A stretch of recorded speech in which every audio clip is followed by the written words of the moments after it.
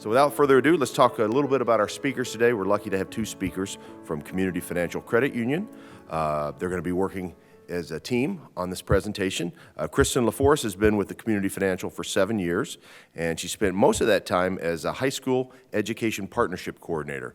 So she was facilitating student-run credit union programs and teaching financial ed to students in the surrounding districts. And now she's moved on to this new role. And Pam Sargent has also been with Community Financial for 7 years, and she currently works as a fraud investigator. And she started her career at CFCU as a teller, and she was working the front line at the Plymouth branch, and quickly became interested in the fraud part of the business and has moved over to that. So we're lucky to have our two speakers today. Thank you so much. And Kristen, you want to take it away? So good morning. I'm so excited to be here today. So I spent so much time with CFCU going around to the high schools and teaching this, and it's nice to make this change because the first thing we do when we talk about fraud with the high schoolers is we talk about the two demographics that are hit hardest by fraud, and that is one, teens, believe it or not. Teens are one of the biggest victims of fraud because they don't have a lot of money. They like nice things, so they get caught up in some of these scams that are targeted toward them to get these things, and then they end up giving personal information away, right, that can be used against them later to steal identities and so on. But the second demographic, of course, is seniors, right? And so that's always the first one people say. And why do you think that is? Because seniors have money, right? And people know that. Usually you're at a point where you have a savings built up, and they know that, and they know they can take advantage of that, right? And we'll talk a little bit more about that in just a little bit. So today we're going to talk about one portion of what is kind of taken from seniors when it comes to financial fraud. So a couple of just statistics. Seniors lose about $36.5 billion a year to financial fraud, and there really are these three categories in which this happens. The first one is this exploitation. So when businesses, individuals, charities, pressure tactics that lead to, and language that lead to financial mistakes that you might make, okay? The last one over here on this other side is trust abuse, meaning that family and friends, paid helpers and so on take advantage of a trusting relationship that they might have with you, right? And that's kind of when we see that elder abuse. We see that in our branches. Unfortunately, that happens quite a bit where we have family members coming in trying to get money from their parents and so on, and abusing that trust that they have, right? And so that's one aspect of that, and that could be a presentation all on its own. So we're going to focus today on that middle one, and that is the fraud, the financial fraud that happens to seniors. And that's when criminals commit identity theft or con seniors into sending money or sharing personal information. Okay, so we're going to talk about today some of those scams that cyber criminals or other kinds of criminals by phone or by email might use to get you to divulge information that might be used against you later, right? Or to play on your trust, have you give up that money that we just said they know seniors have put away, okay? So we're gonna focus on that middle one today, all right? So let's go ahead and get started because I wanna leave time for questions. So here's what we know already, okay? We know that older people are swindled, and when I'm talking about just this fraud portion, that they're swindled out of about more than $3 billion each year. And more than 3.5 million older adults are victims of financial exploitation each year. Okay, so those numbers are astounding, right? And the more you know, obviously, the better you are, at not being taken advantage of. Seniors targeted by fraudsters suffer a loss of an average of about $34,000. So that's an average, right? So some of these seniors are giving up a lot more than that and giving up really everything they have sometimes to these criminals. And I can tell you right now that that kind of fraud is really hard to prosecute, right? So out of these cases that get reported, when they get reported, they're very hard to prosecute, and it's very hard to undo what's been done once it has happened. So we want to educate you guys so that you don't fall victim to these things and don't get into that situation where you can't undo what's been done, okay? Pam, did you want to add anything about what you see and, kind of what happens when older adults do get in these situations and what you're seeing as far as recovering losses? I want to let you know that in most instances with these scams, our members authorize these transactions. When you authorize that transaction, it's even though fraud is being committed against you, you're the one who's actually committing the fraud. So you authorize that transaction, you're giving the money to the fraudsters. This is a very elaborate money laundering scheme. Even though you're a victim, you become a part of the scheme. Funds are not returned at that point. The only time that funds are returned is if somebody was able to access your computer that you didn't know about. They stole your debit card number, you didn't know about it. Those are types of scams that you're not aware of. When you authorize a transaction, it is not covered under fraud. So you want to be very careful when you're giving your money away that you know exactly where it's going to. That's the biggest thing that shocks people, that they just say, oh, I gave my money to this person, I need it back.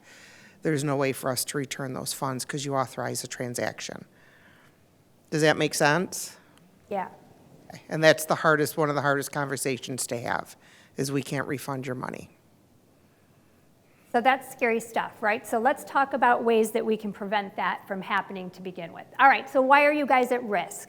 Well, we've already talked a little bit about that. You said scammers believe that older adults have more money in the bank, and typically seniors do have more money. So that's why you guys are one of the biggest targets, okay? We know that when they go after teens, for example, they're not going after any money because young adults don't have a lot of money, but they know that they want nice things, so they play on that aspect of not having money when it comes to the teens, right? Enter this contest, give me this information, and you'll get quick money fast. And that's how they play on teens. Well, they're playing on you guys because they know that you do have some money put away that they can play with. This population generally has better credit scores. So when they gather your personal information, or they're able to get personal information and then commit fraud against you, like open up credit cards and so on, having a better credit score can help them, right? Because now they get a higher credit limit. They get whatever it is, the perks of coming with a higher credit score when they can steal your identity, right? So they know that as well. And then finally, seniors tend to be more trusting.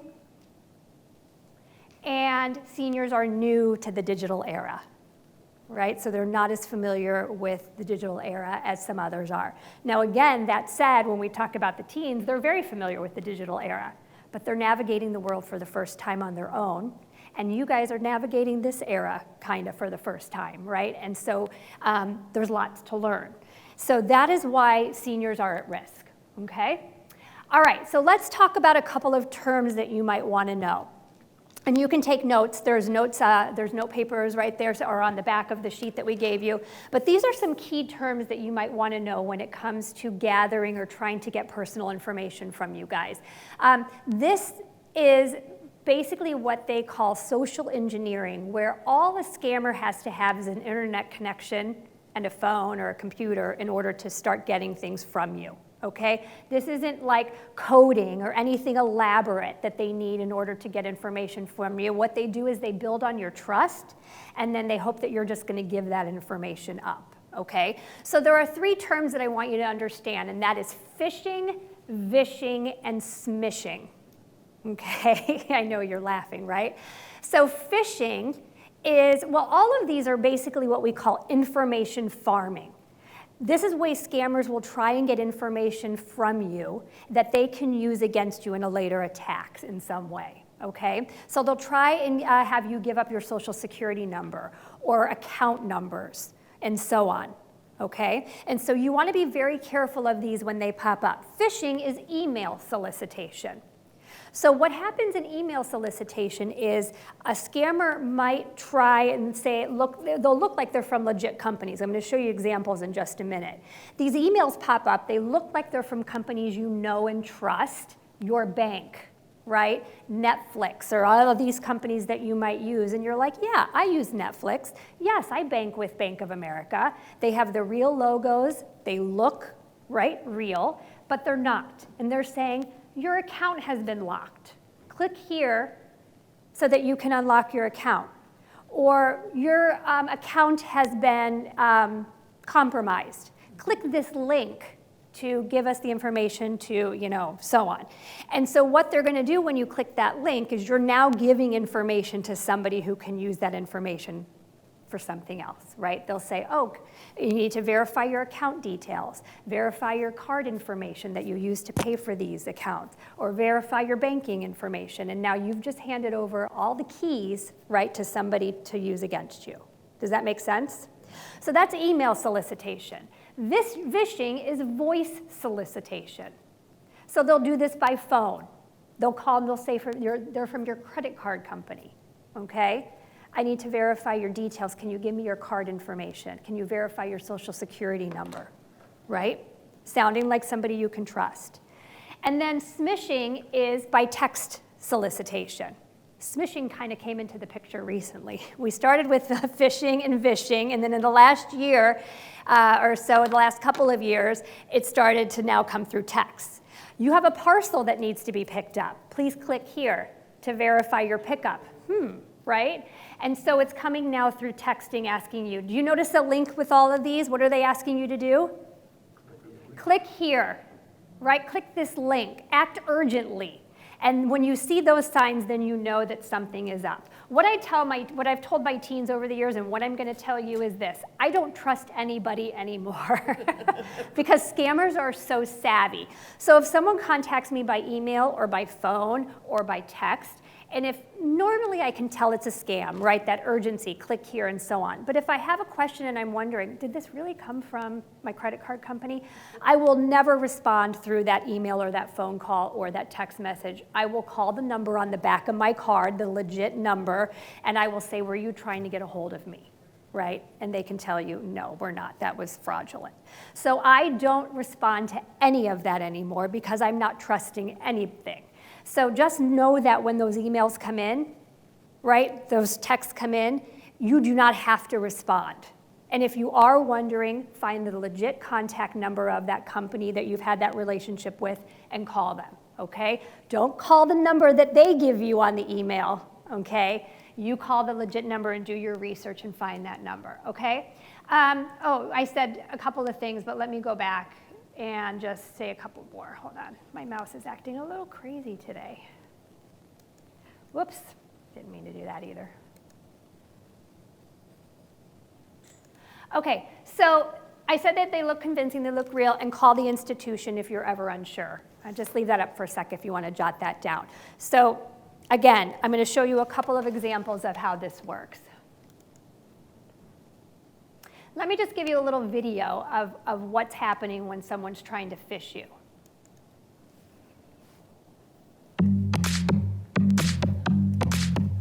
While checking your email, you receive an alarming message from your bank. It says that your account might be jeopardized and provides a link to enter in your private information. Even though the logos and contact information appear to be correct, this email wasn't from your bank, but instead it was sent by cybercriminals looking to phish you. Phishing is when scammers trick you into divulging personal and financial information by pretending to be a legitimate source. Just like fishermen cast lines with bait attached, these scammers send out official-sounding emails, hoping that you will let your guard down. They often build entire pages and logins dedicated to looking like authentic banks or businesses, designed to get you to gain your trust and lower your guard. Even more alarming, phishers can even pose as your friends and family to trick you. In some cases, a phishing email can install malware on your computer without you even entering your username and password. Regardless of how they obtain it, once cybercriminals have your login information, they can change your passwords, steal your money, and even your identity. There are many ways to identify a possible phishing email. No legitimate bank, government agency, or business would send you an email requesting that you re-enter your private information.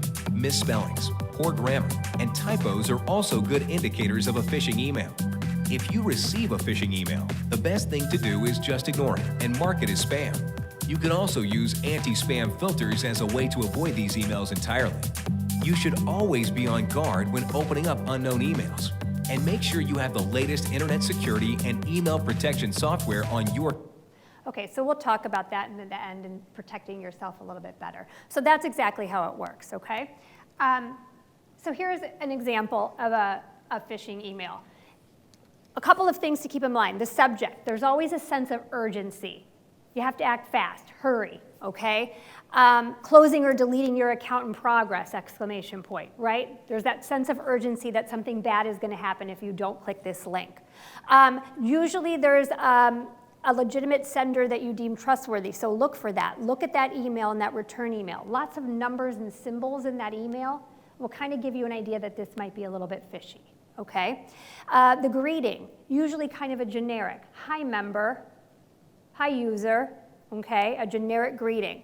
A closing request, a call for immediate action. Click this link now as soon as possible, all right? And then there's always that hyperlink that's going to take you to another site, all right? I showed this video, and I'm not going to show it today because it's a little long, but I usually show this video when I do fraud. And this person who actually had coding skills gets into this guy's computer. He's a journalist, and he says, how bad could you hack me? But he has access to that computer because through phishing emails, the guy clicked the link, updated his information, right, put in his account details, and now that gave that criminal access to his computer. And that cyber criminal was watching him through his camera on the computer, taking pictures of his desktop and of him every 2 minutes for several days, right, and then had access to everything on his computer.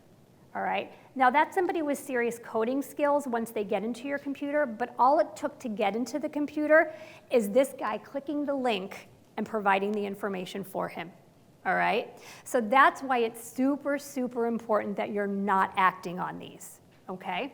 All right, some other examples. Netflix, here's a good one, right? Looks real. That's the Netflix logo, but of course you see in the email lots of numbers and symbols in that email address. Count on hold, there's that urgency. You need to do this. As soon as you do, then you can get started. Update, your account details, click here. Well, a couple of things. Any misspellings, that email might give you a clue, but also go to your Netflix account. If it's not on hold, there's no problem here, right? If you can get in, you're fine. Obviously a scam, so that's why you're not reacting to any of these, okay? Here are those smishing ones, the ones that come through text, right? Your card's been put on hold, call this number now. We've identified unusual activity on your online banking, click this link, right? Doesn't really say who it's from, says nothing about the bank, right? And they're not gonna ask you for those details. There was a big one that came up during the pandemic. You've been exposed to COVID, click here, right? So this is what they're playing on, guys. This is what they're playing on, that urgency, so be very careful. Questions about phishing, vishing, or smishing? Who came up with the terms? I don't know who came up with the terms, but do you love them?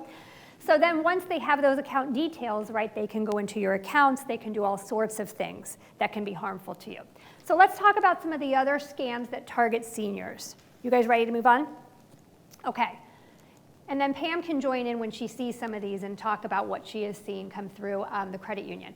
First one, government impersonation scams. Okay, these are the ones that target seniors. So this might be the IRS. This is the IRS and you owe taxes that are unpaid. Okay, and they demand payment or something bad will happen to you. You're going to be arrested or whatever it might be. That was a big one in the last few years, the IRS scam, right? Just interject if you want to. Huge, huge. The IRS will never demand money from you. The IRS will never demand money from you urgently. And they will never ask, a lot of times they'll ask, well, you can give us gift cards. We're The gonna talk about second you that. hear anybody ask you to go purchase a gift card for payment, you know it's a scam. Hang up. They cannot arrest you. The police are not on their way. The FBI does not have any information on you.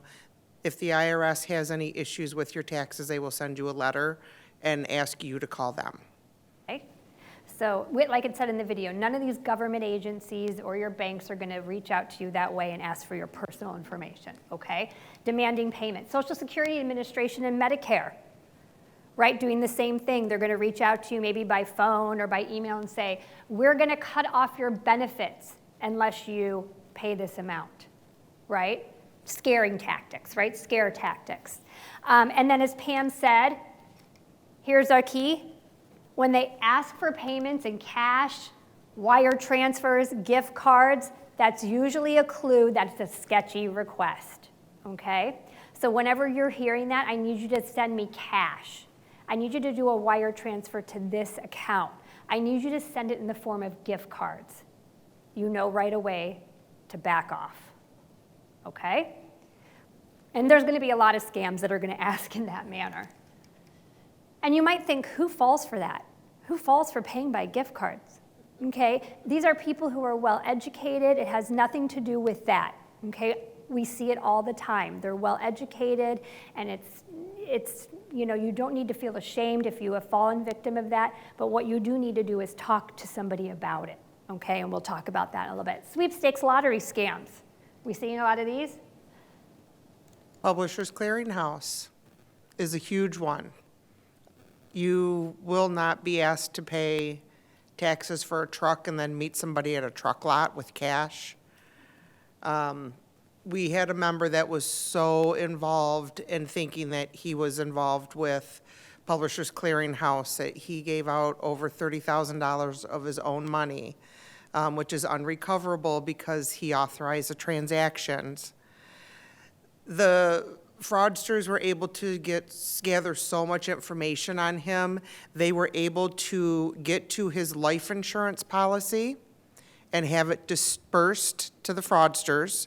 And they were able to take his Social Security and redirect it to their bank account. So when we say do not speak to anybody, do not give any information. If you don't know who's on the other end of the line, hang up. Just absolutely hang up the phone and talk to a friend, speak to a family member, children, say this happened, call us at Community Financial. All of our, whether you're a member or not, call us. We'd much rather educate you to not get scammed than see that you lose any money. All of our frontline staff, our member contact center, all of our staff is trained. So ask. If it sounds odd, it probably is. If it sounds off, it probably is. Trust your gut and just end the call. Okay. So yeah, in these sweepstakes or lottery scams, that's exactly what's happening. They'll say, you win. Usually it's a contest you never entered to begin with, okay? And they will tell you that you need to send money to cover supposed taxes and processing fees. So you've won this truck, but in order to get it, we need you to cover these fees to do that, okay? And they usually will keep coming after you for long periods of time, all right? Again, they may ask you to send cash, a wire transfer, gift cards, right? These are kind of untraceable things that are better for them, so that's why they do it. So know again that that is not okay, right? As soon as you hear those words, you know that you're in something that you need to get out of, okay? And then they'll ask for banking information to complete the transaction. So you give me your account, I'm gonna do this for you, we're gonna exchange, transactions, and now they have your account, you've authorized either money going in or out of that, and once you do that, okay, you're part of that fraud, essentially. They can't recover that money because you've authorized it. All right, questions about that? I do have a little video. Questions for Pam or anything on the lottery scams, sweepstakes scams? Okay, so let's watch this quick one about these scams.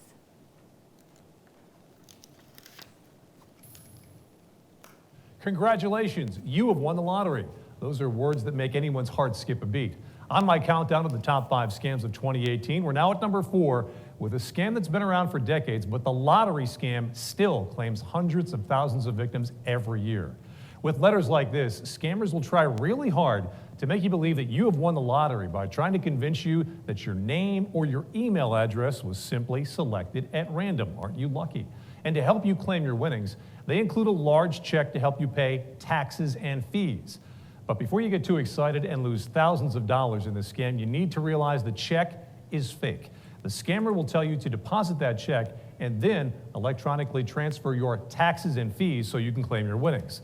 A few days later, your bank's going to call you and tell you the check bounced and you need to return the thousands of dollars to the bank, and the scammer disappears with your money, a lot of it. This is a simple scam to avoid. Remember, you cannot win a lottery that you didn't enter. Okay, so There's a good one, right? The check that comes in the mail, that's another way they do that. Here's the check, you deposit it, send us the money for the taxes. You've already done that transaction before the bank even realizes, or the credit union realizes that it's a fraudulent check. Then they come back to you and say, this is fraud, we need the money back, and your money's already gone, okay? And they are gone with it. There's no getting that back, all right? Another one, robocalls and other impersonation scams is what they're called, impersonation scams. So here are a couple examples of these, and you may have gotten these. That kind of call when you pick up and kind of nobody's there and you're like, hello, hello, and then they'll say, can you hear me, right? And when you say yes, they're recording your voice in order to use your voice to authorize transactions going forward, okay? So as soon as you hear that, can you hear me, you're done. You don't answer with a yes or no or anything like that, you're done, okay? Because that's exactly what they're doing with those calls that say, can you hear me, okay? Impending lawsuit against you, you must pay a fine or you'll be arrested, right? Kind of like those government impersonation scams as well. This is a lawyer, you're gonna have a lawsuit against you. If you don't pay, we're gonna come after you, okay? And here's another one. The grandparent scam. My mother-in-law has fallen victim to this one. She has dementia, and in her early stages of dementia, she fell very quickly for this one because she has 11 grandchildren. Somebody called and they say, hi, Grandma, it's me. They don't necessarily know the name, but as soon as she says, who is it? Is this George? Yes, it's George. That's my nephew's name, right? Do you see how that plays?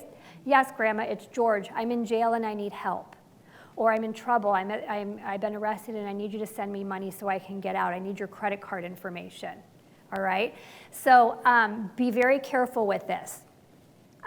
You ask questions if you're wondering. You can always ask questions that nobody would know, he wouldn't know unless they knew your grandson to verify, or just hang up, right? I know you don't want to hang up on your grandchild if they really need your help, but this happened to my dad and he asked a few questions. Oh yeah, where do you live?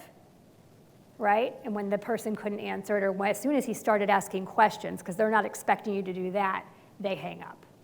All right? So this is another one that's really popular, and unfortunately, a lot fall victim to. Yeah, just two things. Yeah, go ahead. Just two things real quick. For the most part, when you deposit a check in the bank, it can take up to 7 business days for that check to actually clear and go through the system. So if you have a check from somebody that you're not sure who it came from, a good rule of thumb is to wait 7 days before you send any money out.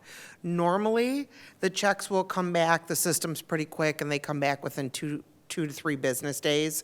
We'll have them back, sometimes the next day. But if you're unsure about it before you send out any money, hopefully we catch it when you come into the credit union, or your bank will catch that it's not a good check, or they'll ask you. At Community Financial, we practice speaking with our members and getting to know them so that we'll know if something unusual happens with you. We know what your normal routine is, what you normally deposit into your account. If something is unusual, we're going to start asking questions. Where did you get this check? And, oh, I haven't heard that you had a grandson. So we'll ask those questions. Also, with the grandparent scheme, hang up the phone and call your grandchild directly. Don't take for granted that your grandchild on the other end. We actually had a member come in that was ready to send out FedEx $25,000 in cash. We brought the couple into the office and they told us the whole story. They didn't believe us that it was a scam, and we asked them to call their grandson right there from the branch. They called their grandson. He's fine. He wasn't in jail. They didn't believe us that they were being scammed. So I know at Community Financial, I'm not sure how many are members, or I hope your financial institution will sit down and take the time to get to know you and walk you through, what's going on, and do what they can to help you. Just by making a simple phone call, we saved our member $25,000. So that's huge. But they're very, very, very, very high pressure. It has to be done now, right now, right now. Anything with that sense of urgency, Yeah, the sense of urgency. that should send up red flags. Yeah, that's a huge red flag. Okay? All right. Next one is the tech support scams, right? They're playing on the idea that you kind of don't know the tech, right? We said new to the digital era. And I'll tell you, that's not always the case, because Natalie, who's here from Community Financial, she knows way more about tech than I do. So she's pretty savvy. But if you're not savvy and you're kind of wondering, right, this is how they play on that. They do a pop-up on your computer that say, your computer needs fixing, call this number or click this link, or it can come in the form of an email. And of course, you think that that's the truth, so you call that number or click that link, and there again, you're giving personal information that they can use against you. 2021, the Internet Crime Complaint Center, so that is one to report to if you get this kind of crime or this kind of solicitation. It's called IC3, took 13,900 tech support fraud complaints that resulted in 238 million losses, right? So we'll fix your computer, send us this money, and so on, right? Okay, so that's a big one as well. I don't know if we see that one very often. We see that, we see that often. We call this the Microsoft scam because it's so prevalent. I worked with a member yesterday. She actually had somebody reach out to her in March. She purchased a $600 protection system for her computer. They called her back yesterday and said, you know what, our system isn't working how it's supposed to. We want to give you a $300 refund. She gave authorization and clicked the box to allow them into her computer. So now they can see everything on the computer. They don't have access to your computer until you click on that link or you download software for them, and then they have access to everything on your computer. She then logged into her online account while on the phone with these people, and they transferred money to several different accounts and then sent her into the credit union to get cash because she couldn't write a check off of her granddaughter's account. We realized immediately it was a scam, so we did not give her the cash. And she ended up working with the Canton Police Department and reported it. No company is going to put a pop-up on your computer screen so that you can't see anything. No legitimate company is going to do that. If there is a problem, they're going to send you an email if you have the proper installation. Windows will tell you we're going to update, but they never ask for any information. They just push software to your computer to update. So if anybody asks you to click on a link, don't ever do it. Turn off your computer and unplug it from the wall immediately or disconnect it from Wi-Fi. Give it some time, put it back on, and most likely clear off. Questions? Do they ever catch any of these people? They do eventually. Yeah, they can. They can trace it. We don't catch them because we don't have the resources, but we report this type of information to the federal government.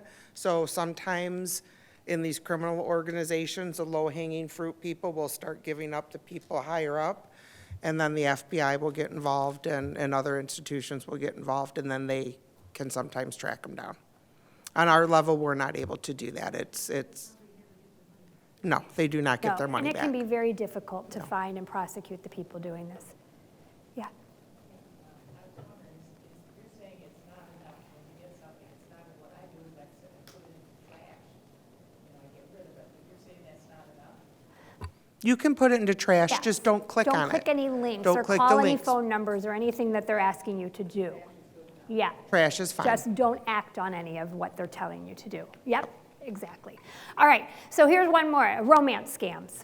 We see a lot of this, and this not only targets seniors quite a bit, but it targets that younger generation as well. But seniors have lost over $85 million to romance scams in 2021. Okay, so this is a big one. I know Pam has some comments she can give about this one because she has seen this one a lot. Preying on loneliness, right? The promise of money. They can help you. That's one way they reach out. I can help you. I'll give you money. So give me your bank account information. Like Pam was saying, right? Once you have that information, they can have access to your accounts. And I'll put money in to help you. Or, of course, they're asking you to give money to them, right? I need help with this, so you need to send money. Please send it in gift cards, wire transfer, or cash, right? But sadly enough, it's preying on that loneliness, and that happens quite a bit.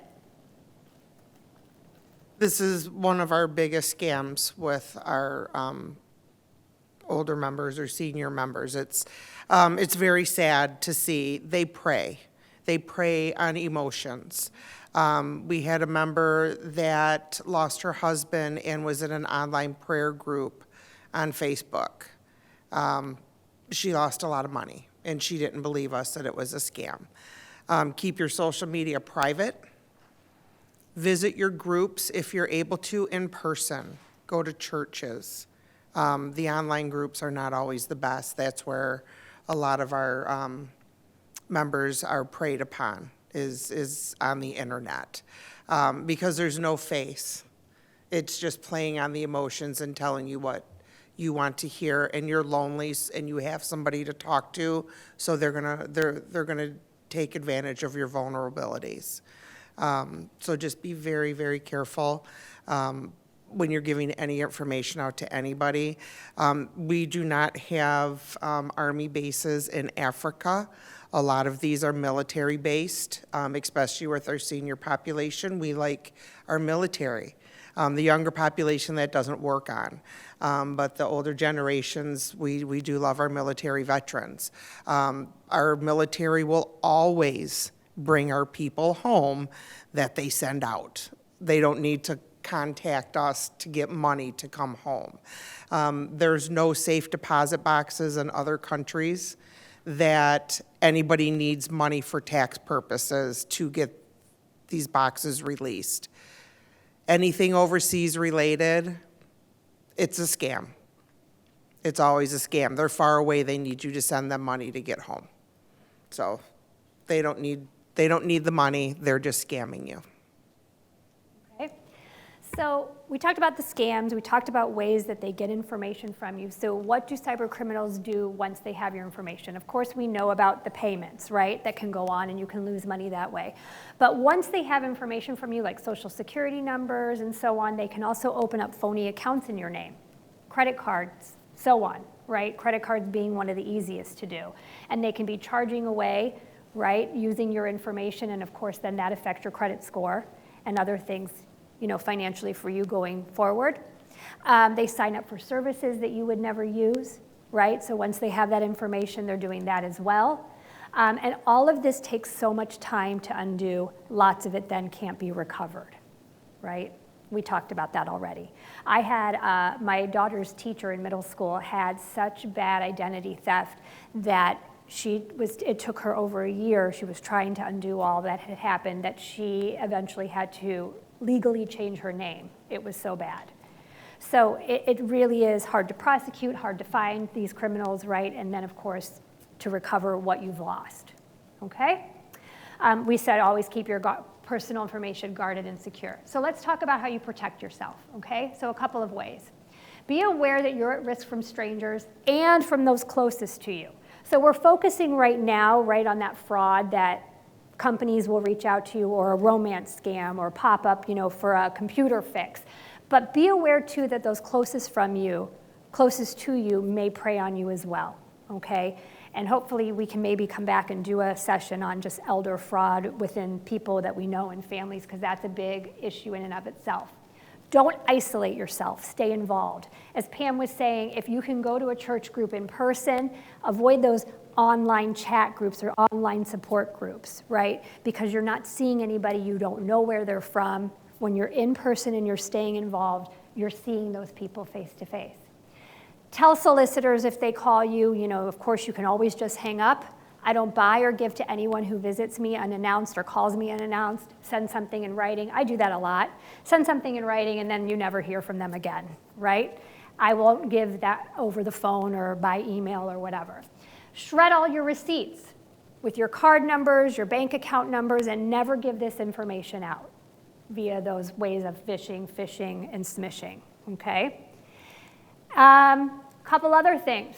Sign up to be on do not call lists, right? Use direct deposit for your checks that are coming through, maybe your Social Security checks and so on. That way you don't have the risk of somebody, you know, losing it in the mail or taking it from your mail. My husband and I had a big problem with people taking things out of our mailbox and using our information to open up other accounts. And so anytime you can avoid that paper trail, right, the better off you're going to be. Never give your credit card banking and so on over the phone unless you initiated that call. And be skeptical. I said in the beginning, I don't trust anyone anymore. So always be skeptical. Don't be afraid to hang up. Do your research. Call the legitimate customer service number, whatever that number might be if you're in question, and finding out if they're trying to contact you. Okay? Anything you want to add to that? If you don't believe it's the person calling you on the other end, like as a fraud investigator, I reach out to our members every day. And I'll have members say, I don't believe it's you calling. And I'll say, that's absolutely fine. Please go look up our phone number, call into our member contact center and ask them to connect you with me. I want you to be safe. Even if you're telling me, calling from the fraud department at the credit union, you don't believe me, that's fine. I'd rather you be skeptical and be safe. So if you Right. don't believe it's that person, if just something doesn't feel right, end the call and call back. But find the phone number yourself. Yes, find it yourself. Don't ever call a number that somebody gives you. Right? Find it yourself. And when you hear that, right, then you kind of know, because nobody's going to do that who's not legit. Say, you find the number and you call me back and ask for my name, right? So they're protecting you, and that's amazing. All right, other advice. Don't act quickly. If they want you to act fast, you know that that's a scam, and so you're not going to do that. So remember, anything that's asking you to act quickly. Avoid odd payment types. Again, you see all those wire transfers, cards and so on, gift cards. Know to back away. Threatening behavior. If you don't act now, something bad's going to happen to you. There's your cue. Back away. Be cautious of impersonation, fake caller IDs, and so on. Avoid suspicious links. So we're not clicking on anything that says click here. Okay? And do not be afraid to ask a friend or a family member. If you're unsure, get advice from a friend or a family member. Okay? And then add extra security to your accounts, malware and so on, that can kind of protect you from some of these things that are kind of come through on your computer. All right, another really important thing here is that scams rely on older victims panicking, becoming confused, or making snap decisions. Okay? And so here are some things you can do to keep by your phone, to keep by a door if you're caring for somebody who's older and you want to help them. Okay? Or, you know, to kind of put on the back of their phone. A couple of things. The stop. Stop and think about what's going on here. Take a breath and evaluate the situation. Does anything feel suspicious? Right in your gut if it's telling you that it is. So take that minute to think about it. Leave. Hang up. It's okay to hang up and call back. Even if it is legit, like Pam calling you from the fraud center to protect you, it's okay to hang up and call the legitimate number, okay? Especially if someone's pressing you to act now, all right? They could be a con artist. Ask. Here's the big thing. Why do you think older people may not ask a family or a friend once they either about something that comes through or once they've been involved in something? Why do they usually keep it quiet? They're embarrassed. What else? They're afraid if they tell their family member, what might happen? They might think that you can't make decisions anymore, right? You've made this poor decision, so now we don't want you making any decisions. And I understand that, believe me. I have my parents are in their 80s. My in-laws, I told you my mother-in-law has dementia, and I get that.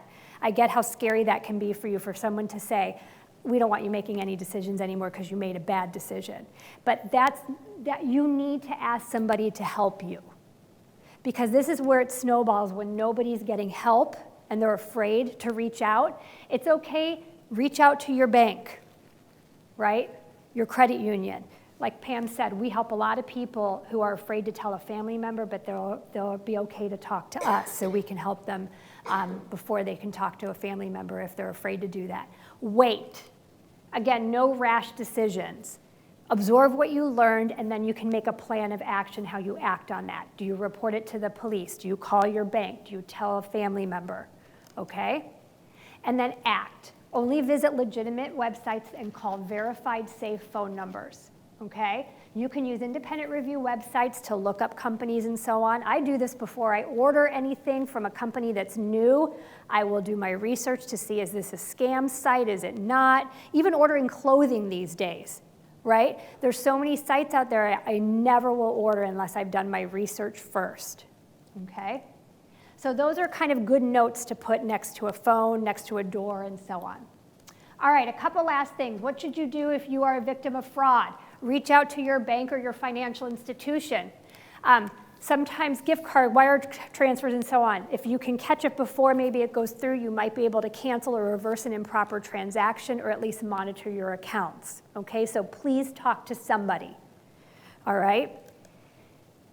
Call government agencies if you think you've been scammed through your Social Security or through your Medicare or so on. The Federal Trade Commission gathers information on fraudulent activity. So please report it, even if you haven't fallen victim. If you're smart enough now to navigate away, report it that you've been reached out to, right? Because you don't want someone else to get scammed in the same way. Or of course, if you've been a victim of fraud, please report it, okay? Reach out to those trusted loved ones and family members, okay? Reach out to local law enforcement if this is something that's targeting local residents. And of course, reach out to credit bureaus. That's a great way to see if anything's been opened in your name, is to get a credit report. You know, you hear all the time, you can get your free credit report every year. Not a joke to do that. Annual credit report is who we recommend to our members, because lots of times if credit cards and other things have been opened in your name and you don't even realize it has happened, you'll see it on a credit report. Okay, we've caught lots of fraud on our own accounts that way. So please reach out to those agencies and so on that you need to. Do you want to add anything to that in protecting yourself? No, you covered all. Okay. Inside your, oh no, I have it right here. I'm going to pass out this. I know you can't read it from back there, but this is a little thing saying my fraud risk, and this is a good checklist. Do I change my PIN numbers frequently? Do I have malware or something to protect myself on my computer? Do I always read contracts closely and make sure that I do that before signing? Do I never respond to requests online? So this is a checklist. If you are noticing something, you know, that you aren't doing well right now, that's something you want to look into to further protect yourself. So it's a great little checklist to see, what am I doing well already? What do I need to do to help myself further protect my accounts and so on? Okay, so that'll be coming around to you. We do have in your little bag as well a little camera cover. That little tiny thing in your bag actually goes onto your camera on your laptop or your computer, your camera cover, and you can kind of flip it up and down. If you're going to do a Zoom call, open it up. If you're not, keep it closed. I just mentioned how somebody, you know, Pam was saying, getting into your computer, having access to your information, also watching and taking pictures of things through that camera. Okay, so this is a protection that we give out to our members when they need it, to just kind of keep that covered. All right? We have some good resources on our website, free to you, whether you're a member or you're not a member. This is just to be helpful to you. If you go to cfcu.org, in the middle, kind of, if you scroll down a bit, there's some circles down at the bottom. If you click on the one that says financial resources, that's right on that front page. And then you click the area that says protect. Once those financial resources come up, there's going to be a whole thing about protection, identity theft protection, and so on. So that can be really helpful to you. There's also a pamphlet in your bag about identity theft and protection and who you can report that to, so that's in there for you as well. Again, this is totally free to you. You do not have to be a member to access any of this information. All right? So we'll open it up. We have a few minutes left for any questions. And it's great to have Pam here to answer those. So anything you really want to know firsthand, Pam has probably been through it. Yes? So the first part that we talked about is how they do it through phone. It's called vishing, right? So they can call you for that information as well. Hi, this is, I'm a lawyer and you're in a pending lawsuit. If you don't send me your banking information right now to transfer accounts, you could be arrested. It can be by phone. It does not have to be by computer. okay? They can still do that, or through mail, even letters. You won the lottery. Here's what I need you to do. Call this number, send this information, all right? So it can come through mail, it can come on the phone, it doesn't have to be email, anything like that. Yes, I went through that, they sent me the check. Yeah, they send you the check. Deposit this check and yes, that's what we were just talking about, exactly. Somebody has another number, that's what it is. That fraudulent checks, yep, so it can come through the mail or by phone. It doesn't have to be on a computer, so even if you don't use computers, you can still be a victim. Question, yes, it doesn't have to be through the digital, means to get you to give up information. Other questions? People are scammed off their phones and iPads all the time. Your cell phone is a mini computer. At this point, it's a computer processor. So it's they can get you through your phone or your landline computer or your iPad. It's if you click on it and you're connected to the internet, they have access. Yep, good question though. You could put a lock on your credit bureau things. I do this, my husband and I have learned over the past, someone has it in for my husband. Someone has his social security number and has wreaked havoc with unemployment claims, all sorts of stuff, opening lots of credit cards. So what we do is we call the credit bureaus, we put locks on all of the credit bureaus. When we need to open up anything, like if we're buying a new car, you can put in a lift for 24 hours so that they can check your credit to get your loan or whatever, and then it locks again. And that way, when it's locked, they can't open accounts in your name. So you're doing all the right things. Pam, do you want to add anything? Because what I'm hearing is what you did was that was a really good lesson, okay? Yeah, the words I heard you say is, I don't have a PayPal account. So right there. Right there. Yeah, you don't even call the phone number. They're just trying to get the information from you.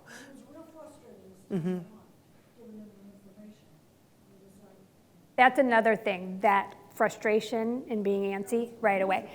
Yeah, that happened to me years and years and years ago, before this really became the topic.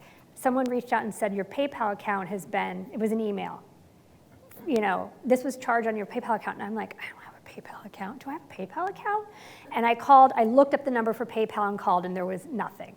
So, but yeah, as soon as you hear, I don't think I have, I didn't enter that contest. I didn't do, that right there, you're already questioning it, right?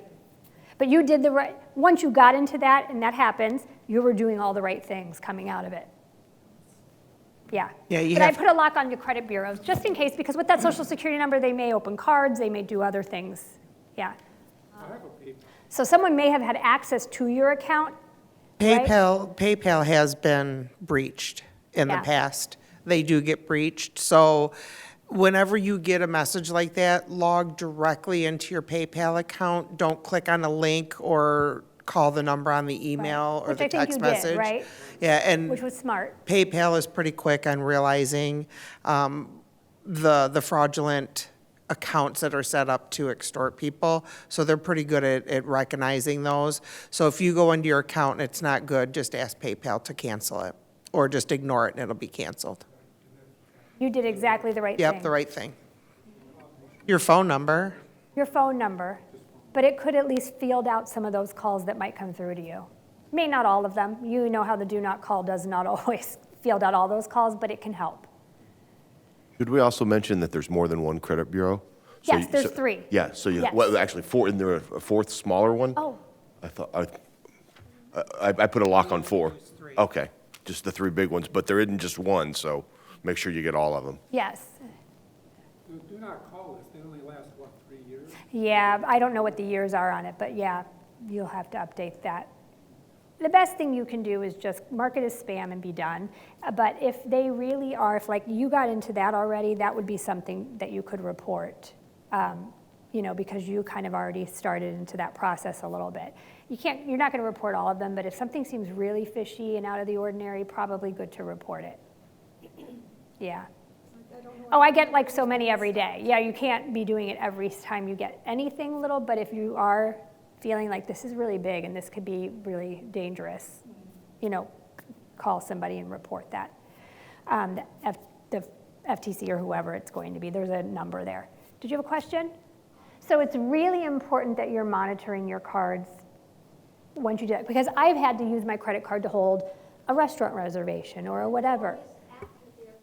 Yes, but on the credit card, right, it's covered. So when you report that fraud to your credit card company, they will send you paperwork and have to, go through the paperwork of it, but usually they will be very liable for that fraud. So you won't have to pay those charges. You'll close your account, get a new card, but you have to report them, right? So don't rely on the credit card company calling you and saying, we think there's fraud. Check your accounts either online or your paper accounts very carefully and report anything that is fraudulent on there. But yeah, it can happen anywhere, right? Our credit card numbers are out there all the time.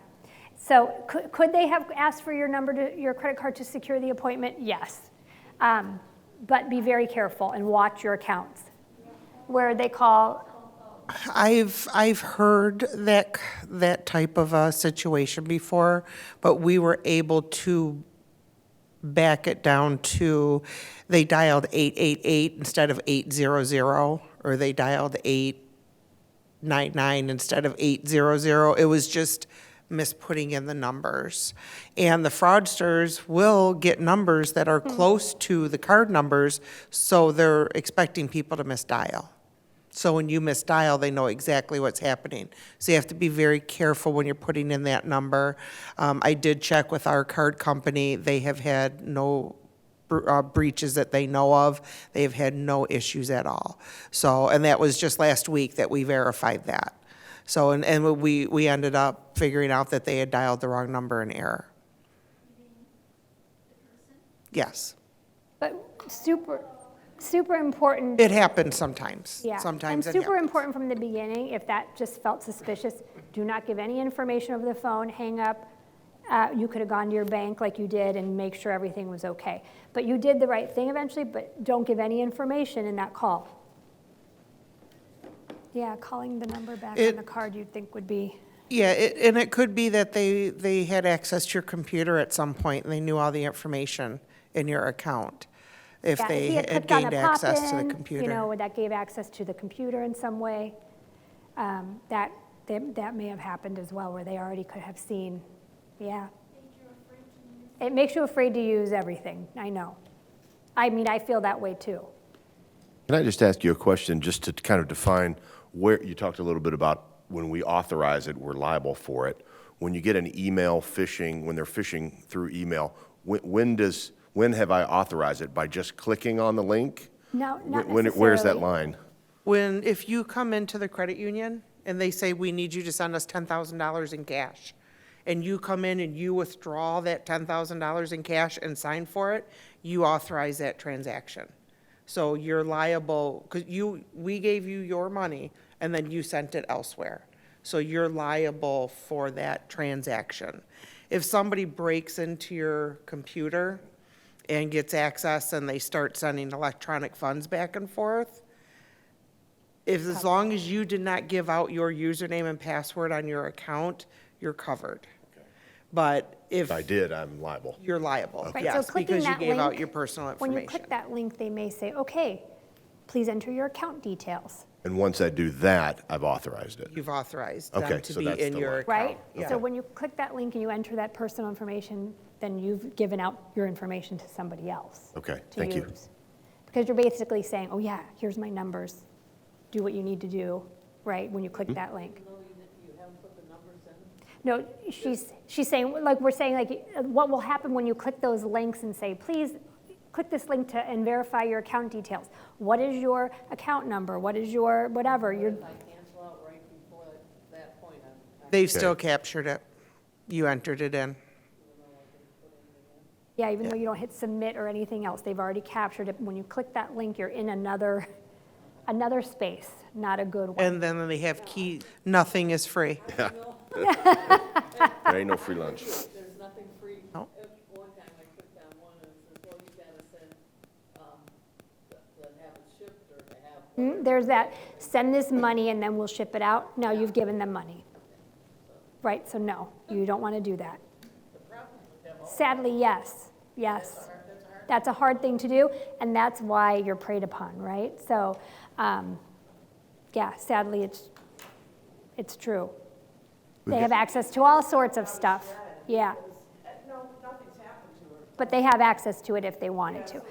Public Wi-Fi is a big one. I mean, we talk a lot about that with the teens because they are out and about using public Wi-Fi all the time. Whenever you're on any public Wi-Fi, so you may be at home most of the time, but if you're out at McDonald's and you're having your coffee and you want to look at your bank accounts, anything that's an open or public network, anybody has access, if they're smart enough, can have access to that information. So be very, very careful about what you're doing on an open Wi-Fi network. How do you know it's open?